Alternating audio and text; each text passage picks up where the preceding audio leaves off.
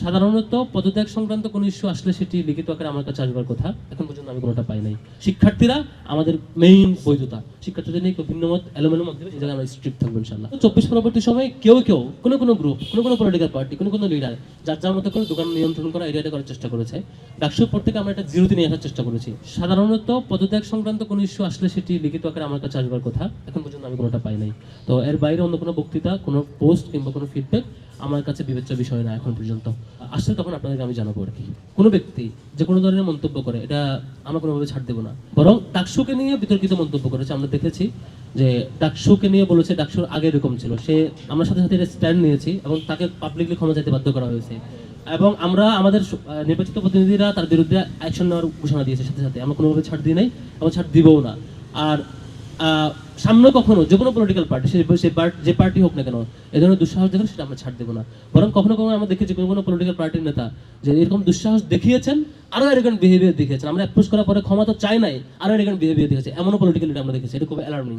ডাকসুকে নিয়ে এরকম কেউ করে থাকলে সাথে সাথে ক্ষমা চাইতে বাধ্য করা হয়, এবং যদি এরপরে এরকম বিহেভিয়ার দেখায় আমরা আমাদের অ্যাকশন থেকে কখনো পিছপা হয় না। শিক্ষার্থীরা আমাদের মেইন বৈধতা, শিক্ষার্থীদের নিয়ে কেউ ভিন্নমত এলোমেলো মত দেবে, সেটা আমরা কখনোই, এবং আমাদের নির্বাচিত প্রতিনিধি তার বিরুদ্ধে আইনি অ্যাকশন সহ অন্য অ্যাকশন নেওয়ার যে ঘোষণা সাথে সাথে দিয়েছেন, আমরা সেটা দেরি করার তো প্রশ্ন আসে না, বরং এই জায়গায় আমরা স্ট্রিক্ট থাকবো ইনশাল্লাহ। এইটা ট্রু, ঢাকা বিশ্ববিদ্যালয়ের প্রত্যেকটা ক্যান্টিন দোকানে একটা সময় বারবার চাঁদাবাজি হইতো এবং ছাত্রলীগের বিভিন্ন গ্রুপ সেটা ভাগ করে খাইতো, এরা একদম সবাই জানে। তো এরপরেও 24 পরবর্তী সময়ে কেউ কোনো গ্রুপ, কোনো পলিটিক্যাল পার্টি, কোনো লিডার যার মতো করে দোকান নিয়ন্ত্রণ করা, এরিয়াটা করার চেষ্টা করেছে।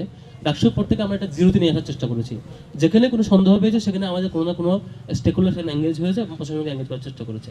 তো আমাদের কাছে যেসব তথ্য প্রমাণ এসছে সাথে সাথে আমরা সেটা সামনে এনে আমাদের বিভিন্ন প্রতিনিধি যখন যেভাবে ডিল করছে সেটার বিরুদ্ধে তার জিরো টলারেন্স নীতি তারা রেখেছে। আমাদের বিরাট সফলতা হচ্ছে আলহামদুলিল্লাহ, সেটা হচ্ছে 24 পরবর্তী এই সময়টাতে ঢাকা বিশ্ববিদ্যালয় এরিয়ার মধ্যে চাঁদাবাজি করার দুঃসাহস কেউ করে না, যেটা আগে রেগুলার ট্রেন্ডে ছিল, রেগুলার প্র্যাকটিস ছিল এবং তারা সেটা নিয়ন্ত্রণ করতো।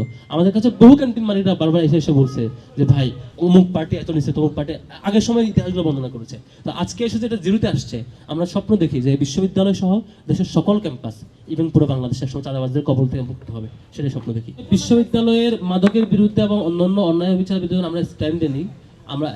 আমরা বারবার দেখেছি প্রশাসন আমাদেরকে অসহযোগিতা করেছে, বরং বিপরীতভাবে বিরোধিতা করেছে, আমাদেরকে সে কাজ বাস্তবায়ন করতে দেয় নাই। ভবিষ্যৎ হোক নিরাপদ, বিনিয়োগ হোক বিশ্বস্ত, আর আমার পছন্দ সল্ট বে। ওয়েলকাম টু সল্ট বে।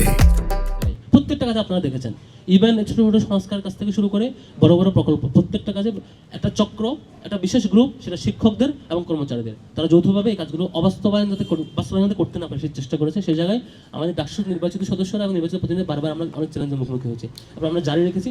এরপর আমাদের কমন জায়গা ছিল আমরা অ্যাডভোকেসি করি। সাপোজ মসজিদ সংস্কার একটা গ্রুপ করতে চাই, তারা এসে করে দিচ্ছে, আমরা অ্যাক্সেস পয়েন্ট তৈরি করেছি, বা প্রশাসন বাস্তবায়ন করতে চাই সেটা করে। এর বাইরে আমরা সরাসরি কোনো কিছু এক্সিকিউট করি না। কেউ করলে তাকে আমরা কোনো সদস্য করতে চাই, তাকে আমরা বলি যে এটা এভাবে না, বরং সংশ্লিষ্ট প্রশাসনে বাস্তবায়ন করবে। কোথাও শিক্ষার্থীদের প্রতি তাকিয়ে কোনো সদস্য, কোনো প্রতিনিধি যদি তাদের সহযোগিতা না পেয়ে নিজে অ্যাকশনে নেমে যায়, সেটি যদি শিক্ষার্থীদের প্রতি দায়িত্ববোধ তিনি করে থাকেন, যদিও করে থাকেন, তবু এটি তো কাম্য না, এভাবে করা উচিত না। সংশ্লিষ্ট প্রশাসনেই, সংশ্লিষ্ট অথরিটি সেটি নিশ্চয় করবেন। এর বাইরে ব্যর্থ করলে সেটি ওই ব্যক্তির প্রতি, আমাদের প্রত্যেক ব্যক্তির প্রতি আমাদের এই রিকোয়েস্টটা করা আছে যে আমরা সংশ্লিষ্ট অথরিটি দিয়ে কাজটা করাবো, আমরা অ্যাডভোকেসি করি, এভাবে আমাদের